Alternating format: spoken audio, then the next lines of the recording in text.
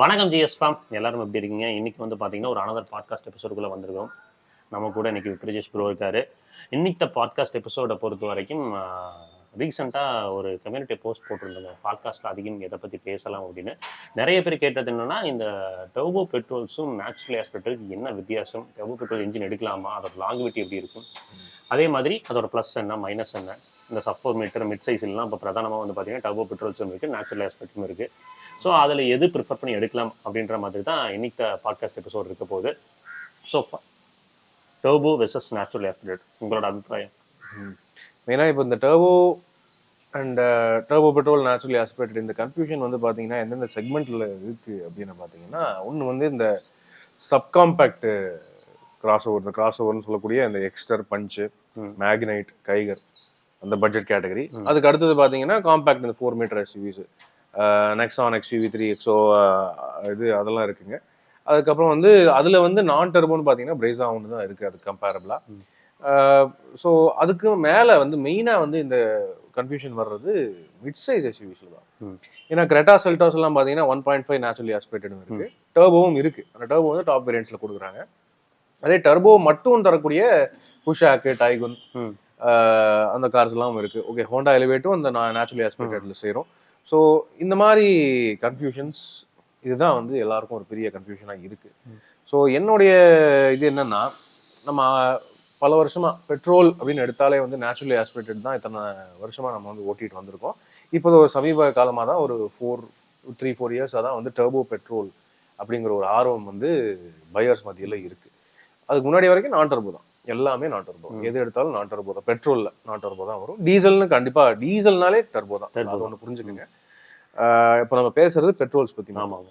So petrols அப்படின்னு வரும்போது naturally ஆஸ்பிரேட்டடுங்கிறது மெயினாக இப்போ ஒரு கம்பேரபிளி அதோட அட்வான்டேஜஸ் ஃபர்ஸ்ட் பேசிடலாம். ஸோ உங்களுக்கு டிஸ்பிளேஸ்மெண்ட்னு வரும்போது இப்போ கம்பேரபிள்னு பார்க்கும்போது இப்போ நெக்ஸானோட 1.2 லிட்டர் 3 சிலிண்டர் என்ஜின் அப்படின்னு வரும்போது அது எவ்வளோ பவர் ப்ரொடியூஸ் பண்ணுதுன்னா ஒரு 120 PS ப்ரொடியூஸ் பண்ணுது. டார்க்குன்னு வந்து 170 Nm ப்ரொடியூஸ் பண்ணுது.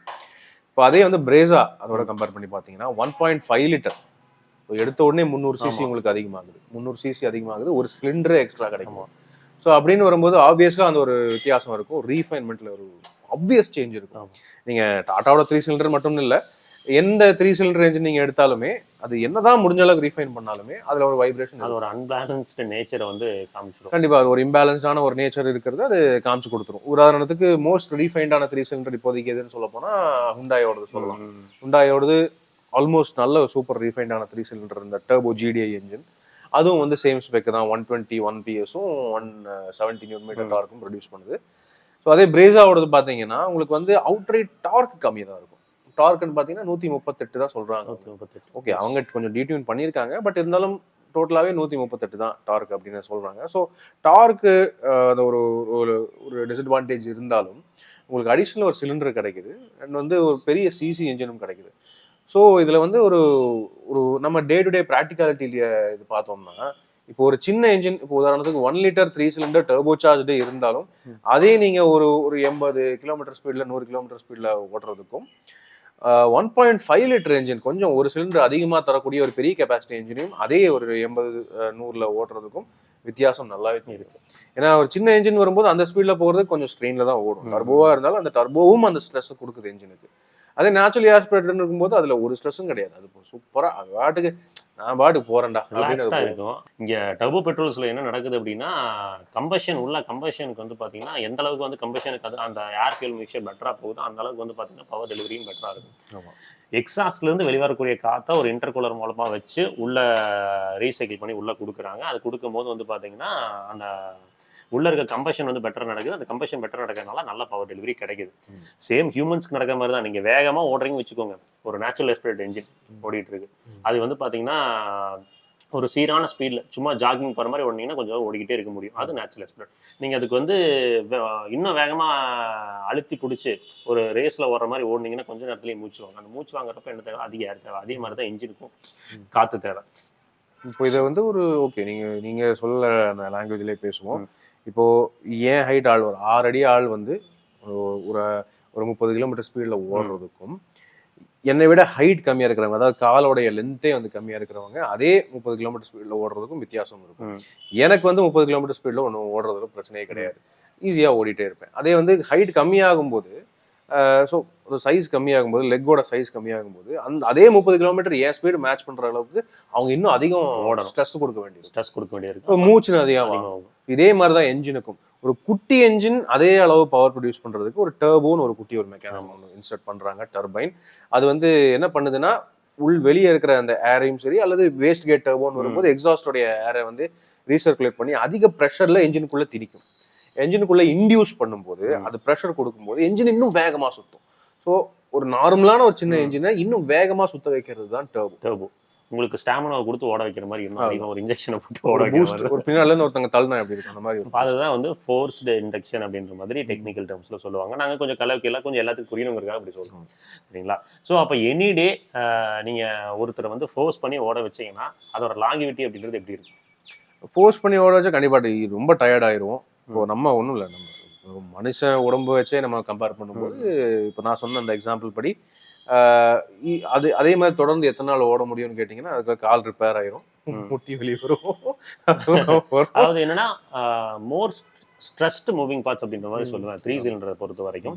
இன்னொன்று, நீங்கள் ஒரு சிட்டி ஸ்கர்ட்ஸில் நீங்கள் வந்து ஒரு ஸ்லோ ஸ்பீட்ஸில் ஓடுறப்ப வந்து பார்த்தீங்கன்னா நீங்கள் நல்லா ஒரு கம்பேரிசன் எடுத்துப்போம். நம்ம வந்து பிரசாவோட ஒரு 1.5 லிட்டரையும் அவங்க இருக்கிறதுல அவங்களதுலேயே வந்து பார்த்தீங்கன்னா ஃப்ரான்ஸில் கொடுக்குற ஒரு 1 லிட்டர் என்ஜினையுமே எடுத்துப்போம். ஒரே பிராண்ட் எடுத்துப்போம், மற்ற பிராண்ட் எடுத்தோம்னா கம்பேரிசன் தப்பா போச்சு சண்டைக்கு வந்துருவாங்க. அதனால சொல்றேன், சரிங்களா? எடுத்துக்கிறோம். இப்போ இந்த 1 லிட்டர் என்ஜின் நான் சிட்டிக்குள்ள அதிகமாக ஓட்டுறேன் அப்படின்னா அதோட கர்வ் வெயிட் மொத்தமும் அது கூட வந்து பார்த்தீங்கன்னா நம்ம உள்ள இருக்கக்கூடிய பேசஞ்சரோட கர்வ் வெயிட் மொத்தமும் அது இழுத்துட்டு போகுது. அப்போ அந்த டர்போ ஸ்பூலின் ஆனா தான் அந்த என்ஜினுக்கு ஒரு லைஃபே வரும். அந்த டர்போ ஸ்பூலின் ஆகிறதுக்கு முன்னாடி வரைக்கும் அது என்ன பண்ணும்னா சிரமப்பட்டு ஸ்ட்ரெஸ் அவுட் ஆகி தான் ஓடும். அப்போ சிட்டி ஸ்பீட்ஸ் அப்படின்னு பார்க்கும்போது நம்ம அதிகபட்சம் வந்து பார்த்தீங்கன்னா ஒரு 1500 1800 RPM பேண்ட்வித்ல தான் போகும், கரெக்டாக வந்து கியர் செக் பண்ணி போனோம்னா. அப்போ மொத்த லோடு அந்த என்ஜின்ல இறங்கும் போது என்ன ஆகும் அப்படின்னா அந்த என்ஜின் வந்து லேபர் ஆகும், சிரமப்படும். அந்த மாதிரி சிரமப்படுறப்போ என்ஜினோட ஆயில் காலம் குறையும். அதனாலதான் மோஸ்ட்லி நம்ம வந்து சிட்டி ஸ்கர்ட்ஸ் ஒரு 70-80% ஓட்டுவீங்கன்னா டர்போ பெட்ரோல்ஸ்குள்ள போகாதீங்க, நேச்சுரல் ஆஸ்பிரேட் போங்க அப்படின்ற மாதிரி சொல்லுவோம். அப்புறம் எனிடே உங்களுக்கு வந்து 3 சிலிண்டர் வந்து பாத்தீங்கன்னா ஏன் 4 சிலிண்டர்ல இருந்து 3 சிலிண்டர் போறாங்கன்னா ஃபர்ஸ்ட் வந்து கொஞ்சம் காஸ்ட் எஃபெக்டிவ், இன்னொன்று வந்து என்ஜினோட ஓவரால் வெயிட்ல கொஞ்சம் ரிடக்ஷன் கிடைக்கும், அப்புறம் overall fuel efficiency since it is 3 cylinder அப்படின்றதுனால. ஸோ இப்போ நீங்க சொன்ன மாதிரி தான் இப்போ மாருதி சுசுக்கில வந்து பாத்தீங்கன்னா ஃப்ராங்ஸ் வந்து 1 லிட்டர் 3 சிலிண்டர் டர்போ கம்பேரபிள், அதுவும் GDI தான். கம்பேரபிள் வித் ஹுண்டாய் வெனியோட டர்போ அளவுக்கு கூட கம்பேர் பண்ணலாம் ஆன் என்ஜினியரிங் பேசிஸ். ஆனா வந்து மாருதி சுசுகி வந்து பாத்தீங்கன்னா மைலேஜ் அண்ட் லாங் லைஃபுக்காக முடிஞ்ச அளவுக்கு பெஸ்டா தரணுங்கிறதுக்காக அவங்க வந்து அவங்களோட 120 PS எல்லாம் கொடுக்கல, 170 NM எல்லாம் கொடுக்கல. அவங்க தர்றது 100 PS 150 NM டார்க், அவ்வளவுதான். அதோட லிமிட் பண்ணியிருக்காங்க. ஏன்னா அவங்களுக்கும் தெரியும் நம்ம இந்திய மக்களுக்கு வந்து மைலேஜ் முக்கியம் அண்ட் வந்து லாங் டேர்ம் ரிலையபிலிட்டி காம்ப்ரமைஸ் பண்ணக்கூடாதுன்னு அவங்களுக்கு தெரியும்.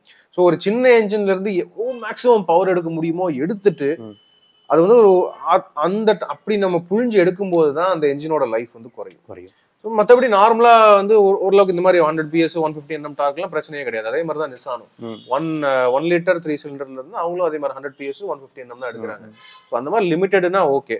ஸோ கம்பேரபிள் வித் பிரேசா, ஃப்ராங்ஸும் பிரேசா இன்ஜினையும் கம்பேர் பண்ணிங்கன்னு வைங்களேன், இது 103 PS 138 NM டார்க் பிரேசா. அதே ஃப்ராங்ஸ் டர்போன்னு வந்து பாத்தீங்கன்னா உங்களுக்கு வந்து 100 PS தான், பவர் கம்மி தான், ஒரு 3 PS கம்மி. ஆனாலும் வந்து டார்க்னு பார்க்கும்போது 150. ஸோ 138 அண்ட் 150 அப்படின்னு வரும்போது ஒரு 12 Nm தான் அதிகமாக வருது. ஸோ அப்படின்னு வரும்போது மோர் ஆர் லெஸ் வந்து பேலன்ஸ் ஆகிருது. எப்படி அப்படின்னு கேட்டிங்கன்னா இது வந்து ஒரு 4 சிலிண்டர் என்ஜின் 1.5. ஸோ இது ஆப்வியஸ்லி ரிலாக்ஸ்டாக தான் இருக்கும் நீங்கள் 80-100 போகும்போது. இதுன்னு வரும்போது நீங்கள் இந்த என்ஜினை விரட்டி அழுத்தி பிடிச்சிங்கன்னா மட்டும்தான் ஸ்ட்ரெயின் ஆகும். நார்மலா ஓட்டுறீங்கன்னா மாருதி சுசுகியோட இந்த டர்போ பெட்ரோல் இந்த 1 லிட்டர் பூஸ்டர் ஜெட் என்ஜினுமே வந்து அவ்வளவா ஸ்ட்ரெஸ் ஆகாது. ஏன்னா ரொம்ப அவங்க புரியலை. ஸோ அந்த என்ஜின் எப்படி டியூன் பண்றோங்கிறத பொறுத்து தான் இருக்கு.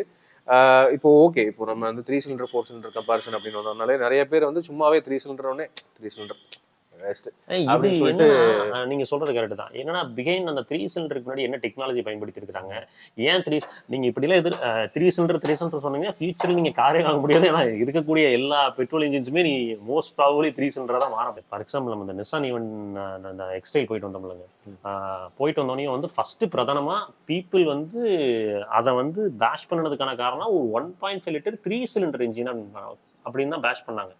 பட் அதோட பிஹைண்ட் அதற்கு பின்னாடி வந்து பார்த்தீங்கன்னா அந்த வேரியபிள் கம்ப்ரஷன் ரேஷியோ டெக்னாலஜி இருக்குது. அதில் என்னென்ன டிஏ இருக்குது, என்பிஎஃப்ஐ 2 இன்ஜெக்ஷன் கொடுத்துருக்காங்க, 6 இன்ஜெக்ட் கொடுத்துருக்காங்க, இவ்வளோ தொழில்நுட்பம் பின்னாடி இருக்குது.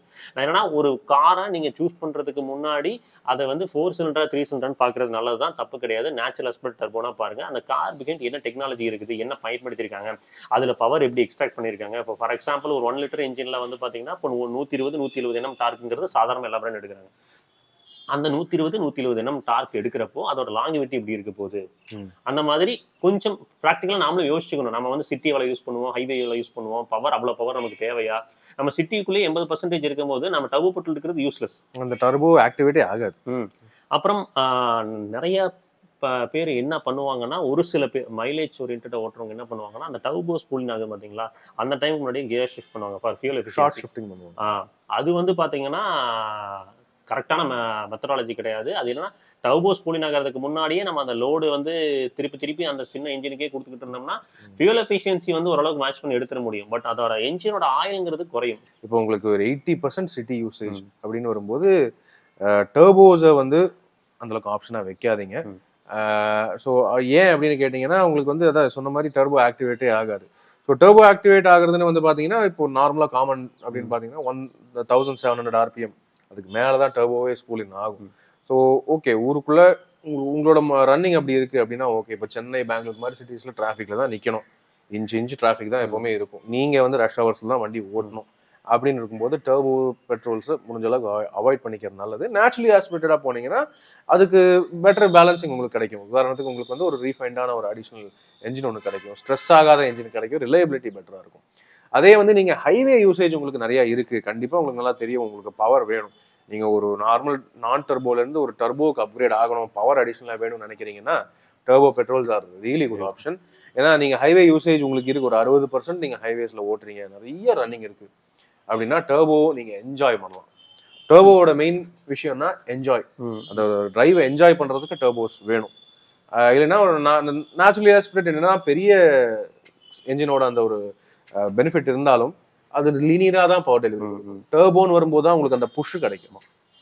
இன்னொன்று அதுலேயே வந்து பார்த்தீங்கன்னா டர்போ என்ஜின்ஸ் அப்படின்னு பார்க்கும்போது எம்பிஎஃப்ஐ, ஜிடிஐ 2. ஸோ அப்படி பிரதானமாக பார்க்கும்போது இன்னைக்கு எம்பிஎஃப்ஐ அப்படின்னு பார்த்தோம்னா நம்ம ஆப்வியஸ்லி நமக்கு நிசான், டைகர், அப்புறம் டாடா நெக்ஸான் 3XOலேயே வந்து பார்த்தீங்கன்னா எம்பிஎஃப்ஐ டர்போஸ் கொடுக்குறாங்க. ஹுண்டைஸ் வந்து பார்த்தீங்கன்னா ஹுண்டைஸ், ஃபோக்ஸ்வேகன், அதுக்கப்புறம் வந்து பார்த்தீங்கன்னா மாருதி, இவங்கெல்லாம் வந்து மகேந்திராலையும் வந்து பார்த்தீங்கன்னா 3XOவில் வந்து பார்த்தீங்கன்னா டிஜிடிஐ வந்தாச்சு. Gasoline direct injection. டைரக்ட் இன்ஜெக்ஷனுக்கும் உங்களுக்கு இந்த போர்ட் ஃபியூல் இன்ஜெக்ஷனுக்கும் என்ன வித்தியாசம் அப்படின்னு பார்க்குறப்போ நான் கலவைக்கெல்லாம் சொல்லிடுறேன், நீங்கள் டெக்னிக்கலாக சொல்லுங்கள். ரொம்ப டெக்னிக்கலாக ஒரு பெத்த சொம்புன்னு வச்சுக்கலாம், சொம்பு ஓகேங்களா, அதான் கம்பஷன் சேம்பர் ஓகேங்களா. அந்த சொம்புக்குள்ளேயே டைரெக்டாக வந்து பார்த்தீங்கன்னா அந்த இன்ஜெக்ஷன் டைரெக்டாக உள்ளுக்குள்ளேயே நடக்கிறப்ப என்னன்னா பெட்டரான ஒரு கம்பஷன் கிடைக்கும். அதே மாதிரி வந்து பார்த்தீங்கன்னா அந்த ஃபியூல் வேஸ்டேஜ் அப்படின்றது வந்து அதிகமாக இருக்காது. இதுவே வந்து பார்த்தீங்கன்னா போர்ட் ஃபியூல் இன்ஜெக்ஷன் அப்படின்னு போகிறப்ப நமக்கு என்னன்னா outside the combustion chamber, அதாவது வால்வ் இருக்குது பார்த்தீங்களா, அந்த இன்லெட் வால்வ் இருக்குது பார்த்தீங்களா, அந்த பேல வந்து நடக்கிறப்போ வந்து பார்த்தீங்கன்னா உங்களுக்கு வந்து ஃபியூல் வேஸ்டேஜ் அப்படின்றது கம்பேரிட்டிவ்லி இதை கம்பேர் பண்ணும்போது அது கொஞ்சம் ஜாஸ்தியாக இருக்கும். இன்னொன்று என்னதான் வந்து பார்த்தீங்கன்னா நெருப்பு பக்கத்திலேயே வச்சு பற்ற வைக்கிறதுக்கும் கொஞ்சம் இடைவேளை கொடுத்து பற்ற வைக்கிறதுக்கும் வித்தியாசம். ஸோ அதுதான் வந்து பிரதானமாக போர்ட் ஃபியூலுக்கும் டைரக்ட் இன்ஜெக்ஷனுக்கும். ஸோ இமேஜ் எல்லாம் பார்த்துருப்பீங்கன்னு நினைக்கிறேன், சைடில் வந்திருக்கும் பார்த்துருப்பீங்கன்னு நினைக்கிறேன். ஒரு சின்ன கம்பேரிசன் தான் உங்களுக்கு. டைரக்ட் இன்ஜெக்ஷனை பொறுத்த வரைக்கும் வந்து கொஞ்சம் எம்பிஎஃப்ஐயை விட உங்களுக்கு வந்து பார்த்தீங்கன்னா பவர் டெலிவரியும் நல்லா இருக்கும், எஃபிஷியன்சி கொஞ்சம் பெட்டராக இருக்கும். அதனால தான் இன்னைக்கு எல்லாருமே வந்து ஜிடிஐ இன்ஜின்ஸை நோக்கி போகிறாங்க. இப்போ டாட்டாவும் வந்து ஹைப்பீரியான் அவங்களோட டிஜிடிஏ கொண்டு வந்துட்டாங்க, 1.2 டிஜிடிஏ நினைக்கிறேன். கர்வில் அது எப்படி இருக்குங்கிறத நம்ம பார்ப்போம். ஸோ சொன்ன மாதிரி எம்பிஎஃப்ஐக்கும் டிஜிடிஐக்கும் இருக்கிற வித்தியாசம் இதுதான். எம்பிஎஃப்ஐன்னு இப்போ ஒன்றும் இல்லை, திரும்ப நான் எக்ஸ்பிளைன் பண்ணுறதுன்னா ஒரு குழாய் இருக்கு, இங்க இந்த ஒரு இது இருக்கு, சொம்பு இருக்கு, சொம்பு குழாய். ஸோ நீங்க அந்த இது குழாய்க்குள்ள இந்த இது போடுறது, பெட்ரோலுக்கு அந்த இது பற்ற வைக்கிறது. ஸோ அது வந்து அங்கேருந்து பற்ற வச்சு அப்புறம் இங்கே வந்து விழுகும். ஓகேவா, பெட்ரோல் வருதுன்னா. ஆனால் வந்து நீங்கள் சொம்புக்குள்ளே பெட்ரோலும் இன்ஜெக்ட் ஆகுது, அதே சமயம் உங்களுக்கு வந்து இதுவும் ஸ்பார்க்கும் வருது. ஸோ அட் அ டைமில் வர்றதுக்கும் அங்கே தள்ளி இருந்து அது அப்புறம் இங்கே வந்து டெலிவரி ஆகிறதுக்கும் வித்தியாசம் இருக்குது. கரெக்டாக அந்த ஸ்பார்க் பிளக் கிட்டேயே வந்து பார்த்தீங்கன்னா அந்த இன்ஜெக்ஷன் ஃபியூல் இன்ஜெக்ஷன் இருக்கும். அட் அ டைமில் வரும் ரெண்டுமே. ஸோ அதனால என்னென்னா ஃபியூல் பேர்ன் ஆயிரும், இன்ஸ்டண்ட்டாக பேர்ன் ஆயிரும், ஃபுல் அண்ட் ஃபுல் பேர்ன் ஆயிரும். அண்ட் வந்து வேஸ்டேஜ் ஆகாது, ஃபுல் அண்ட் ஃபுல் பேர்ன் ஆகிறதுனால மேக்ஸிமம் எஃபிஷியன்சியும் கிடைக்கும். அண்ட் உங்களுக்கு வந்து பவரும் அதுக்கு ஏற்ற மாதிரி நல்லாவே யூஸ் பண்ணி கொடுக்கும். ஸோ இதுதான் DI and MPFI. As far as longevity அப்படின்னு பார்க்கும்போது நம்ம இன்னும் வந்து அந்த அளவுக்கு வந்து எம்பிஎஃப்ஐக்கும் டிஐக்கும் வந்து டிராஸ்டிக்காக வித்தியாசம் இருக்குமான்னு கேட்டால் என்னோட அபிப்பிராயம் எனக்கு தெரிஞ்சு அந்த அளவுக்கு இருக்க போகிறது இல்லைன்னு தான் தோணுது. உங்களோட அபிப்பிராயம்? பெரிய அளவு ஒன்றும் வித்தியாசம் இல்லை. அந்த மைனராக அந்த ஒரு கொஞ்சம் பெட்டரான ஏன்னா பெஸ்ட் ஃபார் ஃபியூல் எஃபிஷியன்சி கொஞ்சம் பெட்டர் பண்ணுறதுக்காகவும், அதே மாதிரி வந்து பார்த்தீங்கன்னா பவர் டெலிவரி இன்னும் கொஞ்சம் நல்லா இருக்கிறதுக்காகவும் தான் என்னை பொறுத்த வரைக்கும் ஜிடிஏ கொஞ்சம் உதவ போகுது. அப்புறம் இன்னொரு விஷயம், இந்த ஜிடிஏஸ் அப்படின்னு வரும்போது வந்து பார்த்தீங்கன்னா லிஸ்டட் பண்ணி பார்ப்போம். இப்போ ஃபார் எக்ஸாம்பிள் வந்து ஹிண்டையோட ஜிடிஏயில் இருக்கக்கூடிய ட்ராபேக் அப்படின்னு பார்த்தீங்கன்னா அந்த இனிஷியலாக இருக்கக்கூடிய லேக். அதே மாதிரி ஃபியூல் எஃபிஷியன்சி பார்க்கும்போது வந்து பார்த்தீங்கன்னா உங்களுக்கு எனக்கு தெரிஞ்சு ஒரு 13 to 15 ஆவரேஜ் எடுக்க முடியும். இதே தான் கியா சோனட்லேயும் இருக்குதுங்க. இன்ஜின் பொறுத்த வரைக்கும் செம்ம ரிஃபைண்டாக இருக்கும், அதெல்லாம் குறைகள் இருக்குது. நல்ல ரிஃபைண்டான இன்ஜின். இதனால் வரைக்கும் ஆஸ் பர் நம்ம ஜஸ்ட் நம்ம செக் பண்ணுறப்போ பார்க்குறப்போ அந்த அளவுக்கு பிரச்சனைகள் கொடுக்கக்கூடிய இன்ஜின் கிடையாது, கொஞ்சம் ரிலையபிளாக தான் இருக்குது. மஹேந்திரா 3X அப்படின்னு பார்க்கும்போது எம்பிஎஃப்ஐயும் வச்சுக்கோ, டிஜிடியும் வச்சுக்கோ, உங்களுக்கு எது வேணுமோ எடுத்துக்கோங்க. அவங்க டிஜிடிலாம் கிட்டத்தட்ட எவ்வளோங்க அவங்களோட டிஜிடிஏ பவர் ஸ்பெக்கு 3X 130 பிளஸ்ன்னு நினைக்கிறேங்க. 130 பிளஸ், அதுக்கப்புறம் 250 ஆட்டோமேட்டிக்கு 250 வரைக்கும் எக்ஸ்ட்ராக்ட் பண்ணியிருக்காங்க. பா பயங்கரம் ஆக்சுவலா. அதாவது உறிஞ்சி எடுத்துட்டாங்க, அதுல இருந்து மேக்ஸிமம் பவர் உறிஞ்சி எடுத்துருக்காங்க. ஆஸ் ஃபார் அஸ் டிஜிடியை பொறுத்த வரைக்கும் தெரிய வரல. ஏன்னா எனக்கு தெரிஞ்சு வந்து பார்த்தீங்கன்னா எந்த அளவுக்கு ரிலையபிளா இருக்கும் அப்படின்னு தெரியல. பட் எம்பிஎஃப்ஐ பொறுத்த வரைக்கும் பிரச்சனை இல்லை தான். எம்பிஎஃப்ஐ பிரச்சனையே கிடையாது. இன்னொன்று எம்பிஎஃப்ஐ நல்லா இருக்கும், ஓட்டுறதுக்கு சூப்பராக இருக்கும். நம்ம வந்து எம்பிஎஃப்ஐ ஓட்டிட்டு இல்லை டிஜிடி வந்து பிரம்மாண்டமாக இருக்கு, எம்பிஎஃப்ஐ அந்த அளவுக்கு இல்லை அப்படின்னு சொல்ற ரேஞ்சில் வந்து அவங்க வைக்கல. எம்பிஎஃப்ஐயுமே ரொம்ப நல்லா தான் பண்ணியிருக்காங்க.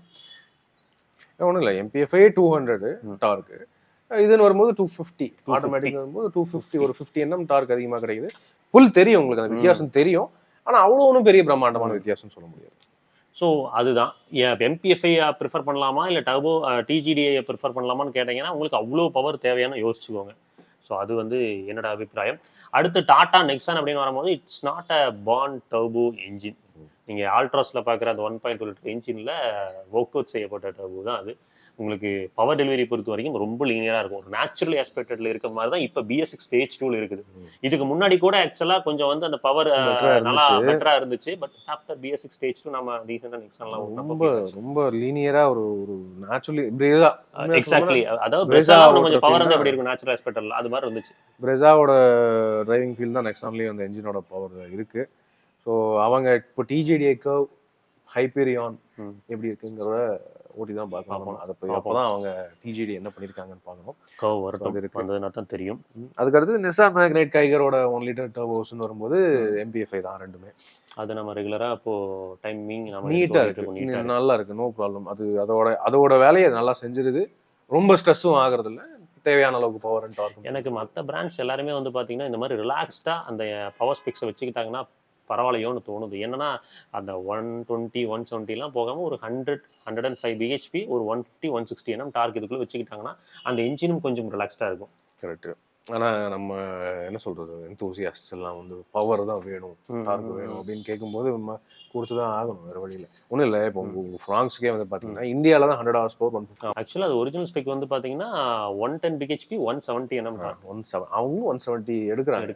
இந்தியாவில் கொஞ்சம் ரிலையபிலிட்டி வேணும், மைலேஜ் அதிகமாக வேணுங்கிறது ஃபியூவலுங்க. அதாவது பிரதானமாக அவங்க பார்த்தது என்னன்னா இந்தியாவோட இப்போ மாருதி சுசுகி அப்படின்னு பார்க்கும்போது நூக்கன் கார்னர்ஸில் வந்து எடுக்கக்கூடிய ஒரு வண்டி அப்படின்னு பார்க்கும்போது அவங்க என்ன நினைக்கிறாங்கன்னா லோவஸ்ட் பாசிபிள் ஃபியூவல் குவாலிட்டிக்கும் அது ஒர்க் ஆகணும் அப்படின்ற மாதிரி பண்ணியிருக்கிறாங்க. ஸோ அதனால வந்து அந்த பவர் ரெஸ்ட்ரிக்ஷன்ஸும் அவங்களுக்கு வந்துருச்சு. கொடுத்து தான் ஆகணும். இப்போ டர்போன்னு கேட்டதுனால டர்போ இன்ஜின் கொடுத்துட்டாங்க. இப்போ எனக்கு தெரிஞ்சு இந்த இன்ஜினை வேற ஏதோ வண்டி கொடுக்க போறாங்கன்னு தான் நான் ஃபீல் பண்றேன். ஏன்னா அந்த ஒரு வண்டிக்கு கொடுக்கறது மட்டும் கட்டுப்படி அதுக்காக அவங்க வந்து எனக்கு தெரிஞ்சு இங்க மேனுஃபேக்சரிங் லோக்கல் மேனுஃபேக்சரிங்லாம் வச்சிருக்க மாட்டாங்க. வச்சிருக்க கண்டிப்பா வேற மாட்டாங்க. ஒரு வண்டிக்கு வரும். அப்புறம் அவங்க பிளான்ஸ் இருக்கும். அதே மாதிரி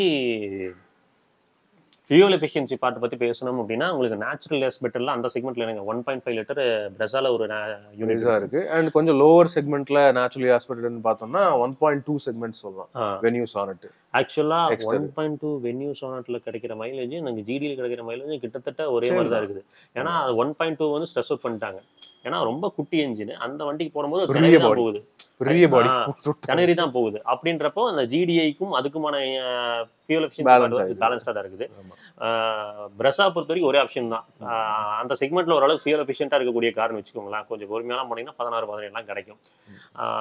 இது 3XO அப்படின்னு பார்க்கும்போது வந்து பாத்தீங்கன்னா ஆவரேஜா எம்பிஎஃப்ஐயும் சரி டிஜிடியும் சரி ஒரு 13ல இருந்து 15. கொஞ்சம் பொறுமையா போனீங்கன்னா ஆக்சுவலா நல்லா மைலேஜ் வருதுங்க. டிஜிடி வந்து பாத்தீங்கன்னா கிட்டத்தட்ட 16 to 17 வரைக்கும்லாம் கிடைக்கிற மாதிரி சொல்றாங்க. நாங்க டெஸ்ட் பண்ண வரைக்கும் 16 கிடைச்சிச்சு. சிட்டி கண்டிஷன்ல எனக்கு தெரிஞ்ச 11 கிடைக்குது. குட்ல உங்களுக்கு. ஸோ அதுதான் விஷயம். யா இப்போ நீங்க இது சொல்லிருந்தீங்க வெனியூ சானட் 1.2 தான் இருக்கு அதுல. இப்போ நேச்சுரலி ஆஸ்பெக்டட்னா அது வந்து ஒரு செக்மெண்ட் கீழே போயிருக்கு. ஸோ அதுல நம்ம நேச்சுரலி ஆஸ்பெக்டட் எடுக்கலாமா அப்படின்னு கேட்டீங்கன்னா அது வந்து ஓட்டி பாருங்க. ஏன்னா வந்து உங்களுக்கு அந்த செக்மெண்ட்ல வந்து பாத்தீங்கன்னா டிஸ்பிளேஸ்மெண்ட் இல்ல. அதுவும் 1.2 நேச்சுரலி ஆஸ்பெக்டட் ஒரு i10 என்ஜினை தூக்கி அவங்க வெனியூலையும் சானட்லயும் போட்டிருக்காங்க போது அது உங்களுக்கு பவர் வந்து ஏத்த மாதிரி இருக்கு. மோர் ஆஃப் ஸ்ட்ரெஸ்ன்னு தான் தோணுது. அதுவும் ஸ்ட்ரெஸ் தான் ஆகும். ஸோ அதுல நீங்க ஸ்ட்ரெஸ் பண்ணி ஒரு டர்போவே இல்லாத அட்லீஸ்ட் டர்போ இருந்தாலும் கொஞ்சமாவது பெட்டரா பவர் கொடுக்கும், மூச்சு வாங்கும் அந்த என்ஜின். இப்போ டர்போவும் இல்லாம அவ்வளவு பெரிய பாடியை போட்டு தம்மா தொண்டு என்ஜின் கொடுத்துருக்கிறதுனால அது அந்த அளவுக்கு இழுக்காது, பவரும் இருக்காது, மைலேஜும் இருக்காது.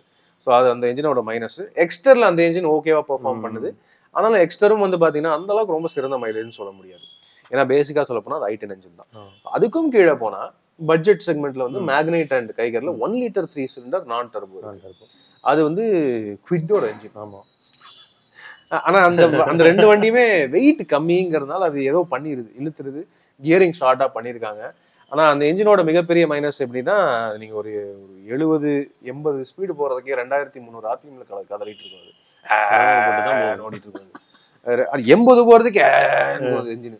ஸோ அதெல்லாம் பார்த்தீங்கன்னா சிட்டி ஓரியன்ட் என்ஜின்ஸ். உங்களுக்கு மேக்னைட், கைகர், சானட், வென்யூ இந்த 4 வண்டிகள்ல உங்களுக்கு பவர் வேணும்னா அவசியம் டர்போ எடுக்கிறது பெட்டர். இல்லைன்னா டீசல் இருக்குப்பா கியா சோன்ல எல்லாம். டீசல் அது எத்தனை பேர் டீசல் வாங்க, அதுல ஆட்ப்ளூ நீங்க ஊற்றணும். அது ஒண்ணுதான். சரி, அடுத்து நெக்ஸானை பத்தி பேசலாம். நெக்ஸானோட என்ஜினோட ஃபியூல் எஃபிஷியன்சி பாத்தீங்கன்னா அது கிட்டத்தட்ட ஒரு 12+ மாதிரி இருக்கு. இல்லையே அப்படியா? 12+ கிட்ட கிடைக்குதுங்களே மேனுவல். மேனுவல். ஓகே, 12+ அப்படின்றது கிடைக்குது. அவங்க டிஜிடியை மேபி நெக்ஸ்ட் கொண்டு வந்தா இன்னும் சிறப்பா இருக்கும். அந்த டிஜிடியை தயவு செஞ்சு ரிலேபிளா கொண்டு வந்துருங்க. மேபி அவங்க ஈகோ மோட்னால கிடைக்குதுன்றாங்களா? 12+ ஆவரேஜா ஓட்டுறாப்படி நம்ம தம்பி தான் எடுத்திருக்கான் புதுசு. 12+ அப்படின்றது ஆவரேஜா கிடைக்குது அப்படின்னு சொல்லி சொல்லலாம். நெக்ஸான்ல டிரைவ் மோட்ஸ் இருக்கிறதுனால நெக்ஸான்ல ஒரு கரெக்டான எக்ஸாம்பிள் சொல்லலாம். இப்போ ஒரு 1.2 லிட்டர் என்ஜின் வந்து நேச்சுரலி ஆஸ்பிரேட்டட் பெர்ஃபார்மன்ஸும் தரும் அண்ட் வந்து இப்போ டர்போ சார்ஜ் பெர்ஃபார்மன்ஸும் தரும்னா நெக்ஸானோட அந்த டிரைவ் மோட்ஸ் வச்சு நம்ம காட்டலாம். ஈகோ மோட்ல போட்டோம்னா டர்போவே இல்லாத மாதிரி ஒரு மாதிரி ரொம்ப மதமதன்னு போகும். அதே ஸ்போர்ட்ஸ் மோட் போட்டிங்கன்னா ஓரளவுக்கு பவர் இருக்கும். ஸோ அந்த ஒரே என்ஜினே வந்து அதுக்கேற்ற மாதிரி பண்ணியிருக்காங்க. ஆனால் அது அந்த that's not a great engine அப்படின்னு சொல்லுவேன் நான். எஸ், இட் நீட்ஸ் அன் ஆல்ட்ரோஸ்க்கு எப்படி வந்து ரேசருக்கு வந்து பார்த்தீங்கன்னா ஒரு அப்டேட் கொடுத்து நல்லா பண்ணீங்களோ அதே மாதிரி நெக்ஸானுக்கும் அந்த டிஜிடியை கொடுங்க, கொஞ்சம் நல்லா இருக்கும்.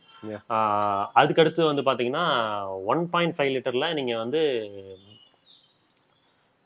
1.5 லிட்டருக்கு முன்னாடி இந்த 1 litre TSI Volkswagen groups 1 litre TSI Volkswagenோட குரூப் வந்து என்ஜின்ஸ்லாம் வந்து பார்த்தீங்கன்னா ஆக்சுவலாக மைலேஜை விட பர்ஃபார்மன்ஸ் ஓரியன்டாக தான் டியூன் பண்ணிருக்காங்க. நல்லா பார்த்தீங்கன்னா அவங்களோட ஆட்டோமேட்டிக்ஸ் எல்லாமே இப்போ நீங்கள் இப்போ நம்மளதில் எடுத்துட்டிங்கன்னா அது வந்து அந்த டெலிவரி அப்படின்றது ஸ்லாம் பண்ணிங்கன்னா மட்டும் தான் கிடைக்கும், இல்லைன்னா அது பொறுமையாக தான் போயிட்டு இருக்கு. ஆனால் Volkswagenோட 80ஸ்ல எடுத்து போனீங்கன்னா லைட்டாக அப்படி தொட்டிங்கன்னா ஒரு தள்ளி எப்பவுமே வெறி பிடிச்ச மாதிரி ஓடும். ஸோ அப்போ வெறி பிடிச்ச மாதிரி வர்றப்போ மைலேஜும் கொஞ்சம் குறையதான் செய்யும். அதாவது ஹைவேஸ்ல பொறுமையா நீங்க வந்து ஒரு 100க்குள்ள க்ரூஸ் பண்ணி அந்த என்ஜினை கொஞ்சம் ரிலாக்ஸ்டா வச்சிருந்தீங்கன்னா அதுவுமே வந்து 16 கிட்டலாம் கிடைக்குது மைலேஜ். அது நல்ல பொறுமையா ஓட்டினீங்கன்னா அதுவும் நல்ல மைலேஜ் தரும். அதுவும் ஜிடிஐ தான். கேஸ் டைரக்ட் இன்ஜெக்ஷன் போது நீங்க ஆக்சலரேஷன் த்ராட்டில் இன்புட்டை யூனிஃபார்மா வச்சிருந்தீங்கன்னா நல்லா மைலேஜ் தரும். வெரி வெரியா அழுத்துனீங்கன்னா அதுவும் வெரி வெரியா போகும், மைலேஜ் வெரி வெரியா குடிச்சு விட்டுரும். அது என்னன்னா டிஎஸ்ஐ வந்து அவங்களோட பேட்டர்ன் டெக்னாலஜி, அவங்களோட இன்ஜெக்ஷன் ப்ரெஷர் லெவல் வந்து பார்த்தீங்கன்னா ஜாஸ்தி. அதை பற்றியும் வீடியோ இருக்கு. அதாவது நேச்சுரல் ஆஸ்பெக்டட் டர்போ பற்றி உள்ள வித்தியாசங்கள், அதே மாதிரி இந்த டிஎஸ்ஐ பற்றியும் வந்து பார்த்தீங்கன்னா ஒரு டீட்டெயில் வீடியோ பண்ணியிருக்கோம். அதுக்கான லிங்க் டிஸ்கிரிப்ஷன் கொடுத்துருக்கேன், அதை செக் பண்ணிங்கன்னா தெரியும். இது அதெல்லாம் இன்னும் டெக்னிக்கலாக பேசணும்னா ரொம்ப டிலே ஆகும் அப்படின்றதுக்காக நாங்கள் கொஞ்சம் அடுத்த செக்மெண்ட் நம்ம என்ன பேசவே இல்லை. மிட் சைஸ் 1.5 நேச்சுரலி ஆஸ்பிரேட்டட் பிரேசால இருந்து ஆரம்பிச்சிட்டோம். அடுத்தது அப்படியே Grand Vitara, Honda Elevate, Kia Seltos, Hyundai Creta and எல்லாருமே 1.5 டர்போஸ். அப்படி பார்க்கும்போது இந்த 1.5ல எனக்கு தெரிஞ்சு வந்து எனக்கு ஹுண்டாய் கிரெட்டாவோட 1.5 லிட்டர் வந்து பார்த்தீங்கன்னா ஓகேவா ஃபீல் ஆகும். வேற கிராண்ட் விட்டாரா ஹை ரேட்டர்ல வந்து பார்த்தீங்கன்னா கொஞ்சம் ஸ்ட்ரெஸ்டாக தான் ஃபீல் ஆகுது. ரொம்ப அழுத்தி ஓட்டுற மாதிரி தான் எனக்கு தெரிஞ்சு இந்த செக்மெண்ட்ல த பெஸ்ட் டியூன்டு 1.5 நான் டர்போ அப்படின்னு கேட்டிங்கன்னா ஹோண்டா எலிவேட் சொல்லலாம். ஐவிடிக். ஏன்னா ஒரு இப்போ டர்போ சார்ஜ் என்ஜினுக்கு ஈக்குவலா ஆல்மோஸ்ட் பவர் ஸ்பெக்ஸ் தருது. 121 PS பர்ஃபார்மன்ஸ் நல்லா இருக்குங்க. அது வந்து ஒரு சில பேருக்கு அந்த சத்தம் பிடிக்கிறதுலயே என்னன்னு தெரியல, கத்துது அப்படிங்கிறாங்க. ஆனா ஆக்சுவலா அந்த என்ஜின் வந்து பாத்தீங்கன்னா டல்லா போரிங்காவே இல்லை ஓட்டுறதுக்கு, அடிக்குவேட்டா இருக்கு. ஸோ ஒரு நல்ல ஓகேவா இருக்கு. இப்போ அவங்க சொன்னதுதான், உங்களுக்கு சிட்டி டிரைவிங் தான் மேக்ஸிமம் இருக்கு. நீங்க அந்த அளவுக்கு பவர் உங்களுக்கு அவசியம் இல்லை. ஹைவேஸ் நீங்கள் கம்மியாக தான் ஓட்டுவீங்க அப்படின்னா வந்து நான் டர்போ தயவு செய்து போய்க்கிங்க. அதுக்காக தான் உங்களுக்கு மிட் சைஸ் எஸ்யூவிஸ்ல பெரும்பாலான எஸ்யூவிஸ் வந்து 1.5 நேச்சுரலி ஆஸ்பெக்ட் கொடுத்துருக்கோம். Grand Vitara, Hyryder, Honda Elevate, Hyundai Creta, Kia Seltos, இந்த கார்ஸ்ல எல்லாத்துலயுமே உங்களுக்கு நான் டர்போ 1.5 இருக்கு. ஓட்டுறதுக்கு நல்லா இருக்கும். எல்லாமே 1.5 எம்ஜி ஆஸ்டர். அது மைலேஜே தராதுங்க. அது அவங்க டெக்னாலஜி என்னன்னு தெரியல, அது மைலேஜே தராத ஒரு என்ஜின் அது. ஸோ மைலேஜ் தரக்கூடிய வண்டிகள் அப்படின்னு பார்த்தீங்கன்னா grand Vitara, high rider, mileage பிரேசாவோட அதே என்ஜின் தான். ஸோ அப்படின்னு இருக்கும்போது மைலேஜ் சும்மாவே உங்களுக்கு ஊருக்குள்ள ஒரு 13 கிட்ட வரும். 13 வருது. அதான் ஹை ரேட். நம்ம ஃப்ரெண்டு ஒரு ரீசெண்டாக யூஸ் ரிவ்யூ கொடுப்பாங்க. அவர் 80 சொல்றாரு, 16-17 எனக்கு கிடைக்குது அப்படிங்கிறாரு ஆவரேஜா. என்னங்க சொல்றீங்க? 80 ஆட்டோமேட்டிக். என்னங்க சொல்றீங்க? அவர் அதான் சொல்றாரு, 80 கொடுக்குது. இன்னொன்னா அந்த ஸ்மார்ட் ஹைப்ரிட் ஒரு அசிஸ்டன்ஸ் வந்து அங்கங்க கொஞ்சம் ஒர்க் அவுட் ஆகுது, ஒரு 1 or 2 கிலோமீட்டர் சேர்த்து தரதுக்கு.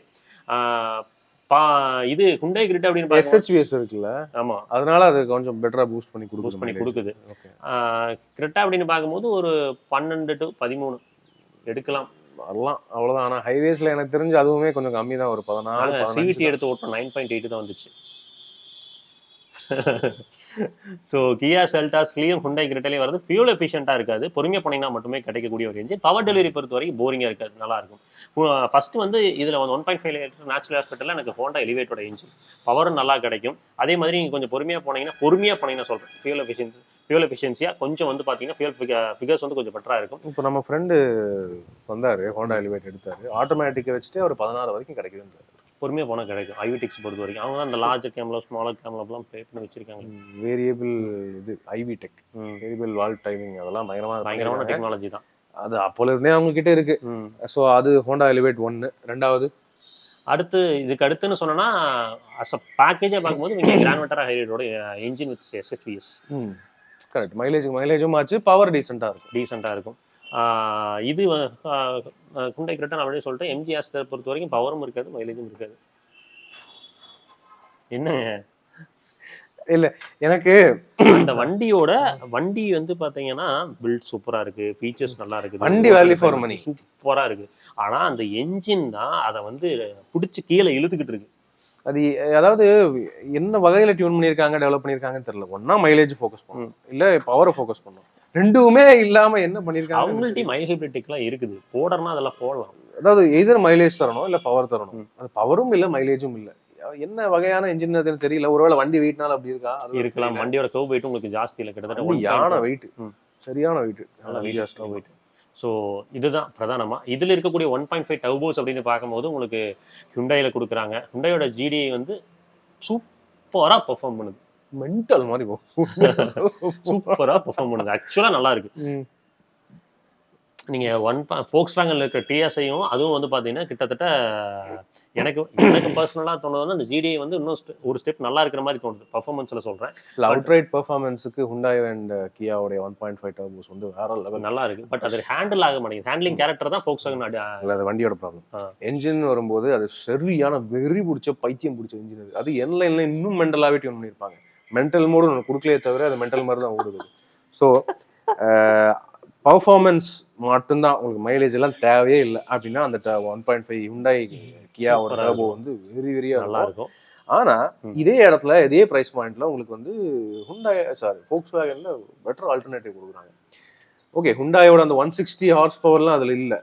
1.5 TSI EVO Taigun and Kushaq அதுல வரக்கூடிய அந்த என்ஜின் வந்து பாத்தீங்கன்னா அதுல வந்து வெரி வெரியான பெர்ஃபார்மன்ஸ்னு சொல்ல முடியாது, ஆனா அதுவும் ஈக்குவலா சூப்பரா பெர்ஃபார்ம் பண்ணும். ஸோ அதாவது அது டர்போ பெட்ரோலா இருந்தாலும் இந்த Volkswagenோட இந்த ஈவோங்கிறதுக்கான பேர் என்னன்னு தெரியல, ஆனால் அதில் ஆக்டிவ் சிலிண்டர் டீஆக்டிவேஷன் இருக்கிறதுனால இப்போ 100ல் நீங்கள் வண்டியை செட் பண்ணிட்டு க்ரூஸ் செட் பண்ணி விட்டுட்டு நீங்கள் வந்து இது டாப் கியரில் போட்டிங்கன்னு வைங்களேன், 4 சிலிண்டரில் 2 சிலிண்டர் தான் வந்து ஃபியூல் போகும், இன்னும் மீதி 2 சிலிண்டருக்கு ஃபியூல் கட் ஆஃப் ஆகிடும். ஸோ பேசிக்காக அது 2 சிலிண்டர் என்ஜினாக மாறிடும். உங்களுக்கு வந்து எஃபிஷியன்சி நல்லா எடுத்து கொடுக்கும். ஆக்சுவலாக நிறைய வச்சிருக்கிறவங்களுமே அதை சொல்கிறாங்க. அதாவது வண்டி ஓட என்ஜின் லோடு வந்து பார்த்தீங்கன்னா ஃப்ளாட்டாக இருக்கணும். அந்த மாதிரி இருக்கிற டைமில் வந்து பார்த்தீங்கன்னா அந்த 2 சிலிண்டர் டெக் வந்து நமக்கு யூஸ் ஆகும். ஸோ ஆக்டிவ் சிலிண்டர் டெக் வந்து நமக்கு யூஸ் ஆகும். ஒரு விஷயம், சிட்ரானோட அந்த 1.2 லிட்டர். ஆமாம், அதை விட்டுட்டோம். ஸோ சிட்ரானோட C3ல வந்து நான் டர்போ இருக்குது, டர்போவும் இருக்குது. C3 ஏர்கிராஃப்ட்ல டர்போ மட்டும்தான். சரியான இன்ஜின். அதாவது XUV 3XOவோட அந்த TJDI MPFIக்கு அடுத்து இந்த இன்ஜின் தான் அப்படின்னு என்னுடைய கணிப்பு. ஏன்னா நான் ஓட்டின வரைக்கும் அப்படிதான் எனக்கு ஃபீல் தெரிஞ்சிருக்கு.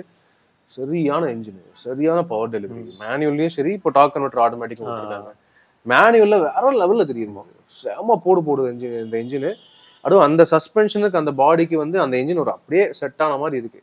நீங்க ஒரு ரோடுக்கு அந்த அளவுக்கு சிறப்பா இல்லைனாலும் அந்த வண்டி உங்களுக்கு சூப்பரா இருக்கும். சிட்ரான் ஒரு நல்ல விஷயம் பண்ணிருக்காங்க. ஆக்சுவலா பசால்ட் லான்ச் அப்போ வந்து C3 ஏர்கிராஃப்டையும் அப்டேட் பண்ணிருக்காங்க. Yeah correct. இப்போ இது பெசால்ட்ல இன்னொரு விஷயம் பாத்தீங்கன்னா, பெசால்ட்ல உங்களுக்கு டர்போ வருது, நான் டர்போ 1.2வும் கொடுத்துருக்காங்க. அவ்வளவு பெரிய வண்டிக்கு 1.2 கொடுத்து பத்துமாங்கிறது தெரியல. சரி, வண்டி வரட்டும். ஆக்சுவலா நல்ல அப்டேட் என்னன்னா, ஓகே, அது வண்டியை நம்ம தனியாக ஒரு வீடியோவில் பேசலாம். ஏன்னா அதில் இப்போ 6 ஏர்பேக்லாம் கொடுக்க ஆரம்பிச்சிட்டாங்க. ஓகே, அதை பற்றி அப்புறம் வேறு டாபிக் பேசலாம். ஒரு தடவை உங்களுக்கு சிட்ரான் எத்தனை பேர் வந்து இந்த பிராண்ட் ஷோரூம்ஸ் இருக்குங்கிறது தெரியல. பட் உங்களுக்கு வாய்ப்பு கிடைச்சதுன்னா அந்த டர்போ பெட்ரோல் ஒரு தடவை ஓட்டி ட்ரை பண்ணி பாருங்க. ஆக்சுவலாக பசால்ட் வந்து பார்த்த வரைக்கும் நல்லா இருக்குது. ஆமாம். ஸோ அந்த மிட் சைஸ் SUV செக்மெண்ட்டில் இன்னும் அடுத்தது பார்க்க வேண்டியது நம்ம டாடா கர்வோட TJDஐயும் இதுவும் பெசால்ட் டர்போவும். இதுதான் ஒரு ஒர்த்தியான கண்டெண்டர்ஸ் மாதிரி எனக்கு தெரியுது. பார்ப்போம். அடுத்து இந்த 1.5ல வந்து பார்த்தீங்கன்னா உங்களுக்கு இவங்களது ஹுண்டாயோடது வந்து பார்த்தீங்கன்னா 2 கம்பேரிசன். ஹுண்டாயோடது வந்து பார்த்தீங்கன்னா உங்களுக்கு அவுட்ரைட் பர்ஃபார்மன்ஸ் நல்லா இருக்குது. வேறஸ் வந்து இவங்களது வந்து பார்க்கும்போது உங்களுக்கு வந்து பர்ஃபார்மன்ஸும் இருக்குது, அதே சமயம் வந்து ஃபியூல் எஃபிஷியன்ட்டாகவும் இருக்கும். எஃபிஷியன்சி தரக்கூடிய டெக்னாலஜியும் இருக்குது. ஆமாம், உரையாக ஒன்று சொல்லிடுவோம். ஸோ லைக் உங்களுக்கு வந்து சிட்டி யூசேஜ் தான் மேக்ஸிமம் இருக்குது. உங்களுக்கு அந்த அளவுக்கு பவர் தேவையில்லை. உங்கள் ஃபேமிலியை கூட்டிகிட்டு A to B நீங்கள் நார்மலாக போகணும். A to B இல்லைங்க, A to B, point A to point B போகிறோம்னா அதுக்கு உங்களுக்கு வந்து அந்த அளவுக்கு பவர் தேவைப்படாது. அப்படின்னு இருக்கும்போது நேச்சுரலி ஆஸ்பெக்ட் இருக்கிறது பெட்டர். எஃபிஷியன்சி ஓகேவா இருக்கும். அது பிரேஸா கொஞ்சம் பெரிய வண்டியாக தேவைன்னா பிரேஸா போகலாம். பிரேஸா நார்மலாகவே நல்ல மைலேஜ் ஆகும். அதே மாதிரி கிராண்ட் விட்டாரா, ஹை ரைடர், இந்த மாதிரி நேச்சுரல் ஆஸ்பெக்ட் வந்து better suited for city usage. எல்லாரும் ஓட்டலாம். யாரும் வந்து பவர் அதிகமாக இருக்குன்னு பயப்பட அவசியம் இல்லை. அதே மாதிரி பவர் யூஸ் ஆகலைங்கிற ஒரு வருத்தம் இருக்காது. அதே சமயம் உங்களுக்கு வந்து ஹைவே யூசேஜ் அதிகமாக இருக்குது. ஏற்கனவே ஒரு தடவை நேச்சுரலி ஆஸ்பெக்ட் வண்டி நீங்கள் யூஸ் பண்ணி ரொம்ப வருஷமாக பழகிட்டீங்க, கொஞ்சம் பவர் உங்களுக்கு அடிஷனலாக தேவைப்படுது.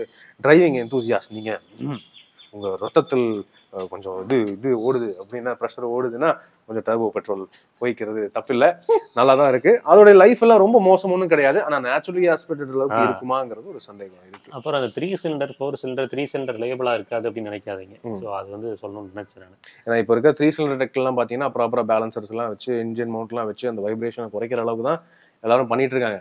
ஸோ வருங்காலமே 3 சிலிண்டர் பேஸ் பண்ணி தான் இருக்குது. ஸ்விஃப்ட்டுக்கே 3 சிலிண்டர் கொண்டு வந்துட்டாங்க. அடுத்த டிசைருக்கும் 3 சிலிண்டர் தான் வரப்போகுது. ஸோ ஒன்றும் பண்ண முடியாதுங்க. ஸோ அப்படின்னு இருக்கும்போது 3 சிலிண்டர் அப்படின்னு ஏழகமாக பார்க்காதீங்க. வருங்காலம் 3 சிலிண்டர் தான். வீடியோ முடிச்சுக்கலாங்களா? ஸோ இன்னொரு தரமான வீடியோவில் அடுத்து சந்திக்கலாம். அது வரைக்கும் எப்பவுமே சொல்கிறதான், ரோட்டில் போய் வரப்போ உங்களை நம்பி எப்படி இருக்கணும் இருக்கும், அதே மாதிரி ரோட்டில் போய் வர சக மனிதர்களை நம்பி நேசிக்கிற ஒரு குடும்பம் இருக்குது. அது சிதச்சல வேணாம். பத்திரமா வாங்க. எப்போவுமே விப்ரஜேஷ் ப்ரோ சொல்கிற மாதிரி சன்ரூஃபில் தலையை விட்டு வராதிங்க. அது யாருக்குமே நல்லதில்லை. டாடா, டேக் கேர், பாய்.